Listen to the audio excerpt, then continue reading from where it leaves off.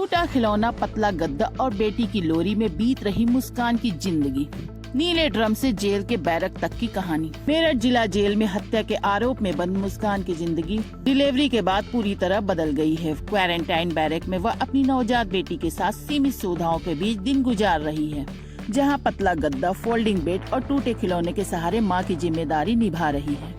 पति की हत्या के आरोप में करीब 10 महीने से मेरठ जेल में बंद मुस्कान की जिंदगी अब पूरी तरह बदल चुकी है। 24 नवंबर को जेल में ही बेटी राधा को जन्म देने के बाद मुस्कान को हॉस्पिटल से डिस्चार्ज 30 महिला बंदियों वाली कॉमन बैरक में थी, लेकिन नवजात के कारण उसे अलग बैरक में रखा गया है, जहां वह अपनी बेटी के साथ अकेली रहती है। मुस्कान जिस बैरक में रह रही वह लगभग 8 से 10 फीट की है। एक तरफ लोहे की सलाखें हैं और बाकी 3 और दीवारें। बैरक के भीतर एक फोल्डिंग बेड रखा है, जिस पर पतला गद्दा बिछा हुआ है। ओढ़ने के लिए एक कंबल दिया गया है। दीवार में बनी लकड़ी की छोटी सी अलमारी में माँ बेटी के कपड़े रखे जाते हैं। पास में एक कटोरी, चम्मच और पीने के लिए पानी की बोतल हमेशा रखी रहती है। बैरक की एक दीवार पर छोटा सा रोशनदान है, जहाँ मुस्कान अक्सर बेटी के गीले कपड़े सुखाने के लिए टांग देती है। बच्ची को बहलाने के लिए उसके पास एक झुंझुना और एक छोटा हाथी का टूटा हुआ खिलौना है। इन्हीं साधनों से वह अपनी बेटी को हंसाने और शांत रखने की कोशिश करती है।